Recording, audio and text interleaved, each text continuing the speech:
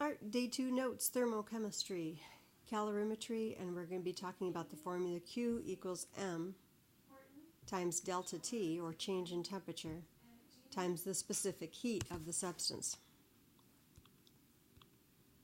So calorimetry. Calorimetry is the accurate and precise measurement of heat change for a chemical or physical process. A calorimeter is a device that's used to measure the amount of heat that's absorbed or released during these processes. Example, you can actually make a really good calorimeter using styrofoam cups. A coffee cup or styrofoam cup calorimeter is also known as a constant pressure calorimeter. So what you do is you have two styrofoam cups. One is placed inside the other, and then you have a certain amount of water. You have a hole for the styrofoam cover that you're going to put a thermometer through. And then we're going to have a metal stirring rod to be able to stir and agitate the water. The thermometer will record the temperature change as chemicals react in the water. The temperature change is then converted into units of energy. Bomb calorimetry is also known as constant volume calorimetry. And in this, we're going to have a similar setup to the styrofoam cups. A food sample will be lit on fire, and as it burns, it'll be burning until it's completely gone. The heat from the sample is going to be released and will heat up the water. The temperature change is then converted into units of energy. So when you're seeing calories on a food package, how they determine the amount of calories is that they put it into a bomb calorimeter, basically burn it till it's completely gone, and they record the amount of energy that's released when the combustion reaction is going on. That amount will be absorbed by the water. They record the change in the water temperature, and then you can calculate how many calories were present in the food. Temperature change is going to be dependent on the amount of heat that was added, the weight of the substance, what the substance is made of. Example, boiling water. The metal pot gets hotter faster than the water. So you're going to add a certain amount of heat, you're going to need to have the weight of the substance, and then you'll have to determine what the substance is. Specific heat is going to be represented by a small letter C in the formula. It's the amount of heat required to raise the temperature of 1 gram of a substance by 1 degree Celsius. For units, we're going to use calories per gram per degree Celsius. Or we could also use joules per gram per degree Celsius.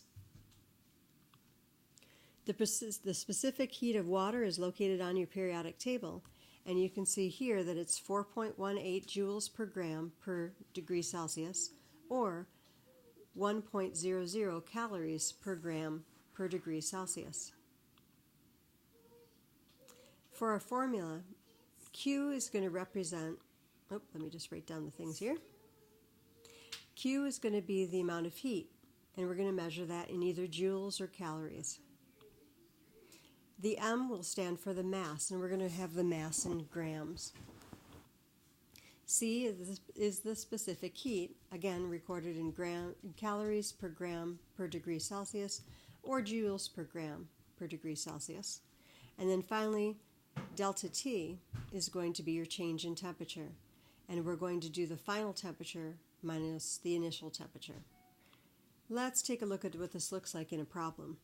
So if you're asked how many calories of heat are required to raise the temperature of 525 grams of aluminum from 13 degrees Celsius to 47.8 degrees Celsius, one of the pieces of information you're going to need to be given is what is the specific heat of aluminum.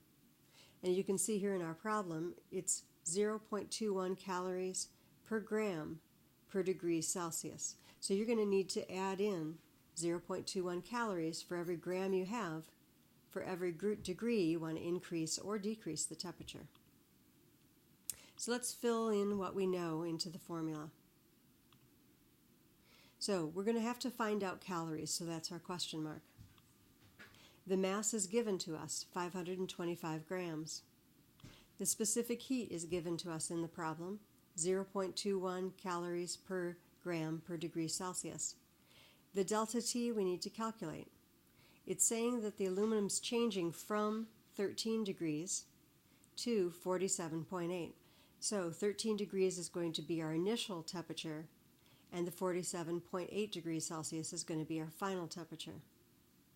When you subtract one from the other, the difference, or the amount the substance is changing, is 34.8 degrees Celsius. Now it's just a plug and chug. We just feed those numbers into our formula.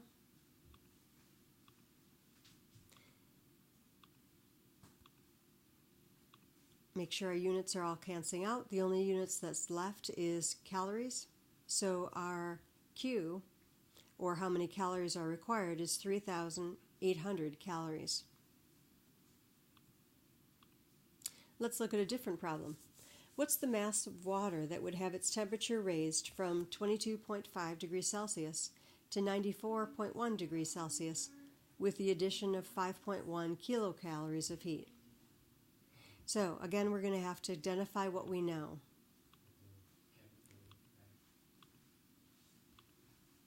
We're given the amount of heat that was used, 5.1 kilocalories. Now we want to convert that to calories. So 1 kilocalorie would contain 1,000 calories. So our Q is going to be 5,100 calories. The mass is what we're figuring out in grams. Our delta T, it's being raised from 22.5, so that's our initial, to 94.1, so that's our final, which makes the difference between these temperatures 71.6 degrees Celsius. Let's take a look at our specific heat.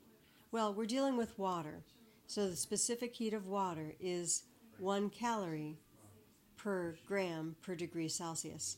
We wanted to convert this to calories at this stage because our specific heat is given in calories. So we need to be sure that our units are the same. We have calories and calories here, so our units are going to cancel off. Let's go ahead and plug these numbers into our formula. We know the amount of calories. The mass is what we're going to solve for. Here's our specific heat, and here's our delta T, or our change in temperature. Let's make sure that our units are canceling out, except for what we want. So calories is canceling out. Degrees Celsius is canceling out. The only thing we're left with is grams, and we want to have grams for our answer. Put that in your calculator, and you get a mass of 71 grams. So let's stop here and go ahead and practice some of these problems.